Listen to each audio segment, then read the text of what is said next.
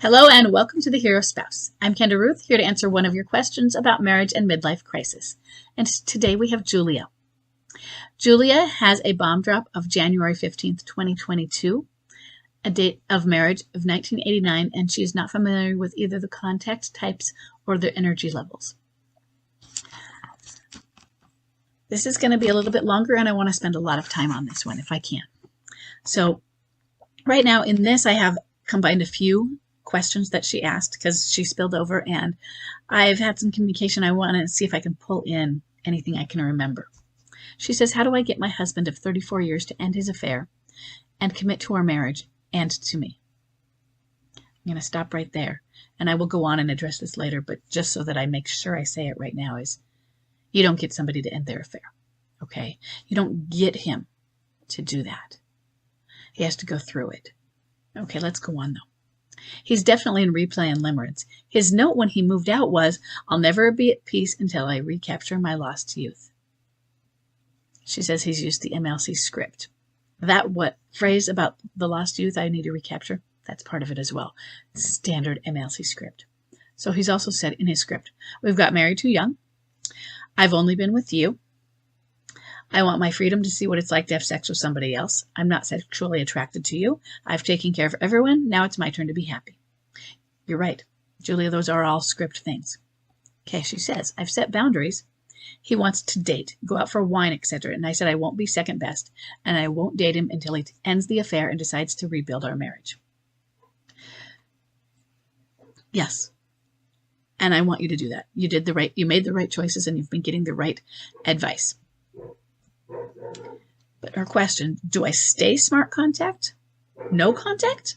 Do I wait it out until limerence deteriorates and he's out of the tunnel? I'm so confused. So think about smart contact as something that you don't even have to worry about whether you should or shouldn't do. It's just a good way to have communication anyway. No contact? You may not need no contact at this point. Now, you personally might, if it is preventing you from detaching. If when you have contact and if it's regular enough that you are spinning, you can't maintain your emotions. You might need no contact to regain yourself. But if that's not what's happening, if you've already done that, if it's not preventing you from detaching, then no, you don't need to go no contact. You might not have contact. You can not be in contact, no contact, and it not be a boundary where you're deliberately not having contact. Do you wait until limerence deteriorates and he's out of the tunnel? That's longer than no contact. Usually the no contacts are specific time periods in the beginning. And then later on, they are something you put onto him. And it is until you're an appropriate spouse is the phrase I use, which means not seeing other people, that sort of thing. And you'd use your own terms and phrases. I think I used appropriate spouse in mine, but it sounds so clinical. I just haven't found something that sounds better. She says, how do I avoid my husband keeping me in the friend zone? We've been together for 42 years, married 34. We have 2 adult sons. There's the triggers of the empty nest, death of his mother, suicide of his father. I had a question on that one. When did his mother die? And when did his father commit suicide? And I ask that because our triggers are something that are 36 to 6 months before bomb drop in general. If it was way, way before that, that can be a trauma from earlier. Did his father recently die and by suicide? Or was that something that happened when he was 20 or something like that? Or maybe 40, but it was still 10 years ago or 15 years ago. Because that may be a trigger, or it may be something that is inside the bomb that explodes. And the trigger is something that lights the fuse of the bomb. The trigger is a recent event. So she said he's regretting his lost youth. That is in quotes, that's his term. And that you got married at 24. At bomb drop, he says, I want to end the marriage. Never got to have sex with anyone but you. Feel trapped. That trapped is another phrase. I need my freedom. He sent a note saying he'd never be at peace until he recaptured the youth again. And this is a few, so she's being repeating. Moved out in November of 2022, having an affair. I went no contact. He initiates contact. He wants to go out for dinner. We went over that. He wants to be best friends. I want to be his wife, but not his friend. Or I want to be his wife, not rather than friend. So what he's asking you really isn't what friends are. I talked about this in a recent video a few days ago. He wants to be your buddy. And you can use that terminology. You know what? You're not asking me to be your friend. You're asking me to be your buddy. I would love to be your friend. But friends don't do this to each other. Buddies are when it's convenient for me. You can be there. And that's not what you want. So I don't want to be friends because I want to be wife. She says, so I've set that boundary. I won't go on dates. I don't know what other type of contact to establish. He keeps asking me out, lunch, concerts, and I keep saying no. So there's more. I'm going to stop for a moment. And because sometimes I give mixed messages, and I'm going to do that right now. Julia, you are making the right decision to not go out to these concerts, to not go out to lunches and all of these things. Now, somebody else might be making the right decision if they said yes to them.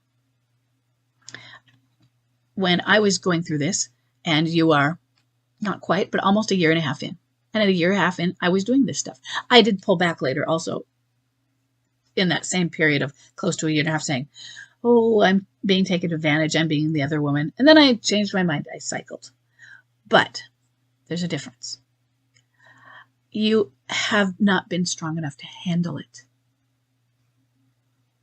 You're not strong enough, and you have this idea that you can get him to end things. You can get him to recommit. You need to feel that it is happening, and you need to show progress, and that's not how it works. You're not going to see the progress you want. You are still in the MLC gets worse phase,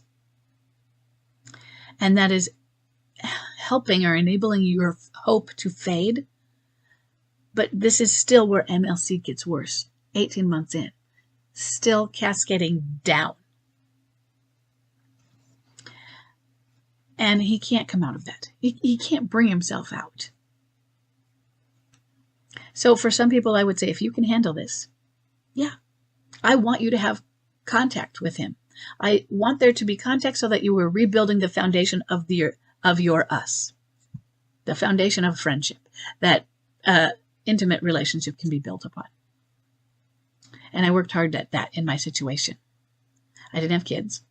Your kids are adults, but I didn't have kids at home like I do now. And so I knew that I wasn't going to have just me being pulled away by the chaos of kids and what it would take and the trauma that the kids are experiencing, which would then add to my own challenges in experiencing that and being able to detach. I could just focus. But you're not there. You're not in an emotionally stable place. And in some ways, that makes it harder for you to say no to these things. Keep doing it. I want you to do that. I want you working on yourself. I want you in therapy for your trauma. I would like it if you'd look up some different trauma therapies like EMDR. There's another one that I'm not familiar with. I think it's S.M.A.R.T that I was told about, but I don't know anything about it. But I've heard a lot of good things with EMDR. I want you to do things that can help with your anxiety because you have a lot of it. And your anxiety can continue to enable your attachment. It keeps you on a drama triangle, and it can keep him there too. So the time that you have each away can be used for self-focus for you, for mirror work for him. One of your concerns was that, but he's still running, he's still escaping, he's still avoiding. That's why he's in the midlife crisis. He's going to escape and avoid, and it sucks, but that's how it is. He's going to keep doing that. And you don't get to say, well, there's no hope because he's still doing this, or why is he still doing this? The why, unfortunately, is this is a midlife crisis. And he's not at that point. So cookies take 8 to 10 minutes to bake, depending on the type, but certain type takes 8 to 10 minutes. Are you going to be really upset at 6 minutes? Almost time, but not quite. 6 minutes when they are not done? No, we know chemically. We know that baking science, 8 to 10. And then they finish baking when we come out. You take them out when they're a little bit doughy. That makes a good cookie. So the other thing is, what that means with MLC is they're not really done when they come home. There's still some left over. But you don't take them out at 6 minutes. If MLC is 3 to upwards of 7 years, 3 minutes is like the 8-minute point. Came out, not quite done, but they're going to finish. Or because they're not really out, they're kind of in the last dregs. They're figuring out who this new self is. But he's not going to be there. He's not going to be there for a really long time. And what I want you to do is I want you to get out of his way so that he can be there. And I want him to get out of your way so that you can get there too. I can't guarantee what's going to happen with him. He has his limerence object. And you can say things that are reassuring to him, but you have to be careful because here's what you have. You have said that he asks you out, he wants to date you, he wants to be your friend, and you don't know the contact type. He's a clinging boomerang. My guess on energy type, I'm going to guess high energy replayer. Partially because clinging boomerangs tend more toward high energy replayers. And I've seen you posting a lot, and just with the limerence affair, that's more the odds. If they're at home, I would lean toward low energy wallower. But because he is a clinging boomerang, he's going to keep trying to contact you. He may not contact you all the time.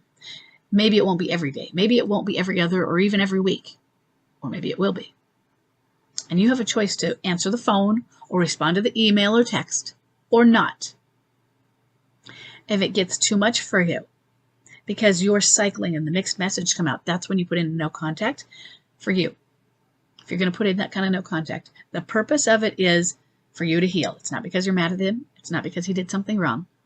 And you say, I really need some space. I love you very much, and I want you to be assured. I want to reassure you that I'm still here, but I need some space. I need a break from your contacting me for 3 weeks. Starting right now, and you can contact me again unless it is an absolute emergency, and give the date that is 3 weeks from there. It always has to start now, because it doesn't make any sense to say, in 2 weeks I'm going to start no contact, because this no contact is for you to heal. You could say, if you were going on a retreat or something, that would be amazing. I'm going to be gone, and I'm going on a retreat. And so in this sense, let's say you're not going on a retreat, say, I need to take a personal retreat. I'm not really going anywhere, but I need to have a time and space for me to heal. And every time I talk to you, and I'm avoiding saying you contact me because I don't want it to be blame. Every time I talk to you, it just pulls me back in. Even if it's not you pulling me back in, but I just get pulled back in, and I need some space to heal so that I can handle talking to you or communicating, whatever the words are, without me being pulled in. Because I'm not saying that you're the one, that you're actually sucking me in. Maybe he is, but I'm just saying that I allow myself to be pulled in. So I want some reassurance there that you can contact me again in 3 weeks. If you do contact me right now, I won't answer the phone. If it's an emergency, you'll leave a message and I'll get it. If you cry wolf too many times, I might not. So I want you to be responsible with contacting me. And please only do it in an emergency. You don't have to do that until you feel you need it. Or if somebody else tells you you need it, sometimes you might if you don't recognize it yourself. So she goes on to say, and I'm not sure what this is. You sent off waves of panic, anxiety, and fear and despair with your recent post of timeline for MLC. Okay. So I talked about the MLC timeline, and she's, yeah, I do. That happens for a lot because MLC is a really long time. For me, a year plus in to be told MLC won't be over for 3 years or more. Do you realize the despair and anxiety that comes with that? Yes. Yeah, I do. But here's why I do it. Because there can be despair and anxiety that doesn't come with knowing it. There can be demonization. If you don't know that MLC is going to be more than 3 years, then you may put a boundary for yourself on, I am standing for 1 year and then I am done. And then you demonize the person for not having done the things they're supposed to. They're refusing to work on this marriage, which is why I said this is about can't, not won't. Can't is they don't have the capacity. And I want you to know about this. I want you to be prepared.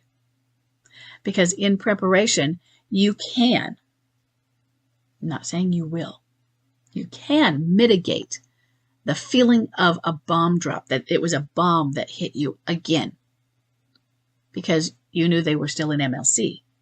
And so it wasn't as big a shock.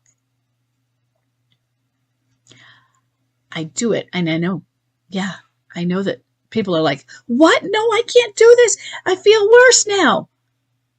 But imagine that you had gone through it, not knowing and wondering all the time why they keep doing these things over and over and getting worse and worse. Knowing can help you. It raises so many questions, she says. So much panic about the 2 years ahead. So now what? That's your anxiety. And that's why I really want you have more anxiety than the average person. And I don't have anxiety, but I have a husband who has severe anxiety. And he has had this anxiety condition since before we met. And we've been together almost 30 years. It has gotten worse. We're having 5 children, and we got them very back to back. So that has exacerbated it. It was manageable before. But now I have to live with his anxiety every day. And it is really hard to do that. So I know anxiety from the other side, maybe from your husband's side. And you're looking at something, first thing, it raises many questions, which is one reason I have written, I worry sometimes about writing out a timeline, and I don't mean the timeline, I mean in stages, because people are going to focus on them, and then they want a timeline that goes with them. But at the same time, it's raising questions about what's ahead. We have a map of what's ahead also. We can't tell you how fast he's going to get to the locations on that map. And while you are stuck in your own anxiety, you might be clouded to what's going on. I find that after escape and avoid, if he's being a replayer, he's a high energy replayer. I don't call replay when they're low energy. Escape and avoid is replay for the high energy. Then is liminality. And you may gradually see him be more like replay, but less. It's a little diminished and a little diminished over time. And it's a little bit of both liminality, which Jim Conway called the depression phase. I don't call it depression because it's all depression. But you might start to see signs of what we think of as more depression than this high energy stuff. Sometimes they'll be mixed as it gradually transitions from one place to the next, from escape and avoid to liminality. So that's one of the things that's ahead. That's ahead for him. What is he doing regarding his relationship with you? We can't always say. That's why I want you giving him some reassurance that I'm still here, and I want you focusing on you. He may still be in limerence with the alienator as he approaches liminality. Limerence may be replaced by emotional blackmail. So, hey, wait, you said limerence was 12 to 36 months. It's been 48 now. And so once you're 4 years, and why is he still with that person? limerence can be replaced by emotional blackmail, and emotional blackmail is very powerful as well. They can manipulate them into staying, and it's scary for them.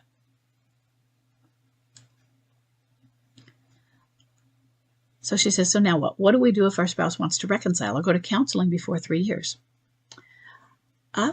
Well, go. There are no guarantees. I went to counseling. In your situation, my concern is that you're going to get this hope that's going to cause you to crash. If you crash, it is harder to recover from a crash. I'd rather you have a soft landing. And I don't see you having the soft landing. Hope that's high, slap. Whereas because I understood midlife crisis and accepted, okay, it's not over yet, but we're going to go to counseling and see where we are. I always had hope that maybe this will work, but I always knew the odds were not ready yet. And I knew that I was dealing with an MLCer at home when he was at home. So if you want to go to counseling before 3 years, I consider counseling a litmus test if they're ready to go to counseling. Now, you also might go to counseling and find they're not. It was already traumatic for you. Extremely traumatic, and it could be again. What I want in that is know what it was before. And so use that as a shield. First thing, I've been through this. If he says the same stuff that he did to me then, shield, I've done it. I know. It's preparation, not expectation. You prepare for all scenarios. You don't expect them. You know that they could happen. You know then that he could come home at, say, 2.5 years, be home for 6 months, and you think it's going well. And you have a great birthday, let's say, and the next day he tells you, this was the 6-month mark. Still not working. Maybe it's not a bomb drop in that he's mean. Maybe it's, it's still not working. I'm not feeling it. I'm not attracted to you. And let's say he's saying it nicely in the sense of trying to be kind and let you down gently. Still, does it feel like a bomb drop though? It might. If you are not prepared that it was already premature, possibly, and he hasn't done the work, and the fact that he came home that one time still makes you at greater odds than, say, others who haven't come home. Others who are especially distant contactors rather than close clinging boomerangs or boomerangs. Your odds are still better. What happens if he files for divorce? I want you to get a lawyer. I would like it if you would go get consults with lawyers before. In other words, do it now.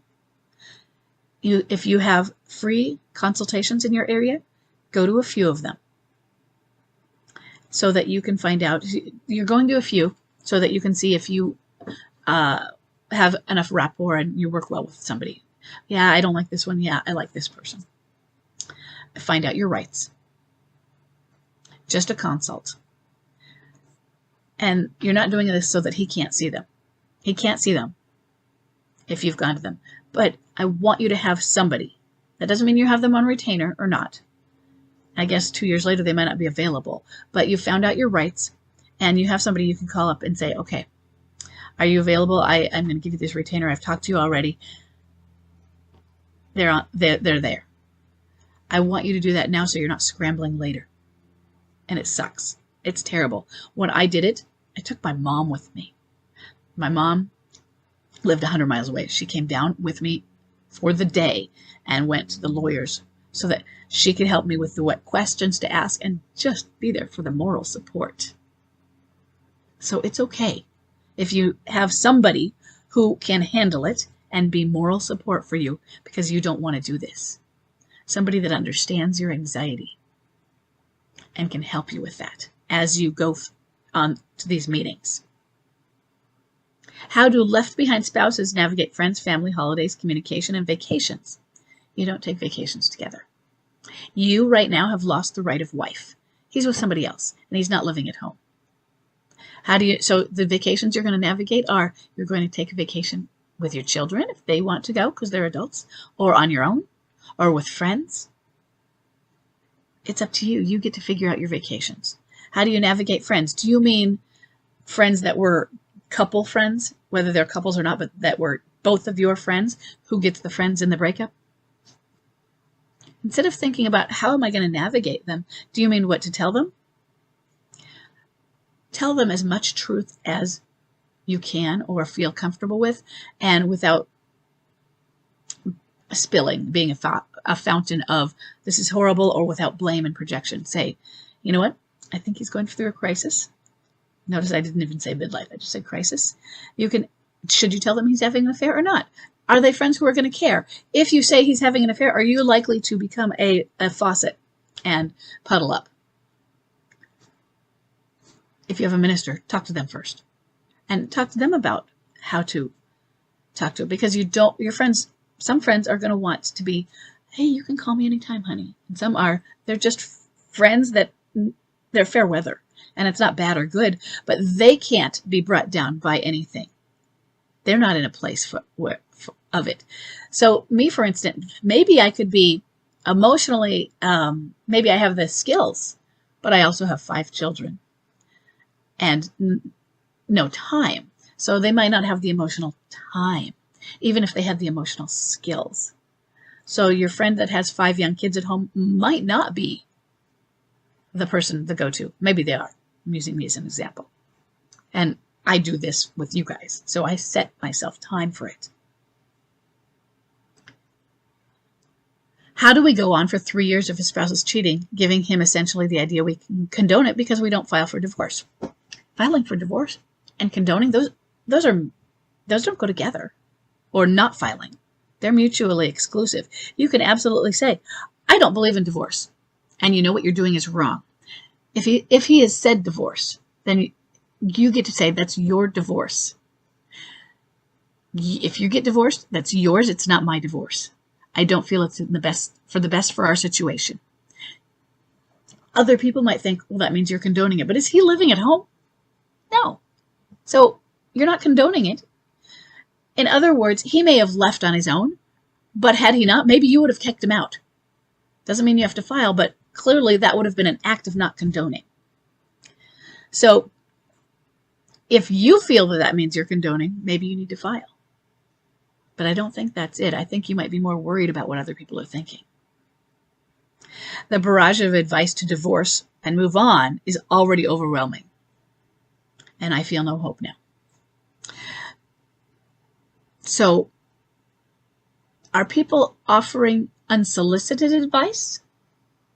Or are you talking about the situation? Because if you're talking about the situation, then even if you don't mean to be, you are soliciting their advice. They're going to say something. And maybe those are the people that you don't need to say something to. It's like, you know what? I believe in marriage. I think this is a crisis, and I said for better or for worse, my vows meant something. It's not really an open discussion. When I told people about what was going on, I said, I'm a stander. I don't believe in divorce. I used that phrase, don't believe in, because it kind of cut them off. It cut off any talk of divorce. I had one friend, and she was really sweet and nice about it, saying, how long are you going to do this? And I said, I am going to do it until he's done and he comes home. And in my situation, it was clear it was happening. So she said that a couple years in. And she's like, oh, okay. And I asked her about it later because she had left her husband. And she's been married to somebody else who I went to her wedding for that. I didn't know her first husband, but Chuck and I were dating when he got a call from her. She was leaving her husband because he had an affair, but it might not have been physical. It was suspected. She found evidence, and then she tried to make it work but she moved to where he moved and couldn't handle it for even a week. And he insisted he hadn't had an affair, but it sounded like it was getting to the start. And so I said, I was really surprised. And she's like, no, it's everybody's choice. So she didn't have a problem that somebody else made a different choice than I did, but she did want to ask. And the only other person was my cousin. And it was like only a year in. He said, how long are you going to do this? But he didn't say it judgmentally. I said, Pad, it's only been a year. He's like, oh, I thought it'd been a lot longer. It seems like so long. And so his was just like, it seems like it takes forever, and it really feels like it. You don't take the advice of the people who aren't going to be in support of what you want. Now, the other thing about your friends, though, is they have deer in the headlights radar, and you are a deer in the headlights, and they want to help you. And you're not helping yourself if you're staying stuck with him, if you're not getting some therapy. And that's what I want you to do. Julia, I want you to get, if you're not already, I want you to get some trauma therapy and some therapy for your anxiety. Because that's going to just keep this cascade going. He's going to get worse. MLC gets worse. And I don't want you to fall down that rabbit hole with him. Because this is a terrible crisis for him. And he has watched your anxiety probably over the years. And he doesn't know what to do about it. He feels like he can't help, so he has to run from it. And then he's going to project onto you because of the anxiety. Well, you're this way, and now instead of feeling that it's a disease, he can just blame you for having bad behaviors. And he knows it's the anxiety, and he doesn't know what to do. He has to run, and he has to run, and he has to run. But the thing is, you both have to get yourselves fixed, because a marriage is made up, a healthy, stable marriage. It's made up of two people who are whole on their own. And they can come together, not to complete each other, but to complement each other. And until both of you are there, any reconciliation that happens, or premature return, any return before that happens, you can stay together in this unstable relationship, but it's not going to be a successful rebuilding situation. Okay? I know this is a really long one. But Julia, I know you really needed to hear from me, and I repeated and said a lot. But I hope this is helpful, and keep asking questions. It's okay. I will say, and this is for everybody, although it's at the end of a really long one, so whether you see it or not, I get backlogged a lot because I answer 3 a week. I answer 3 for the public a week. And so I've been getting a lot more than 3, and I try to answer them. So I am backlogged sometimes a few weeks.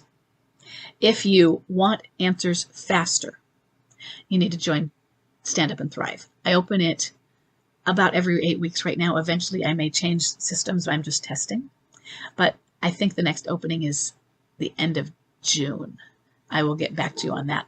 But if you want answers faster, I prioritize Detach or Stand Up and Thrive members. And we have weekly meetings. So I hope this is all helpful for you, and I will see everybody in the next question.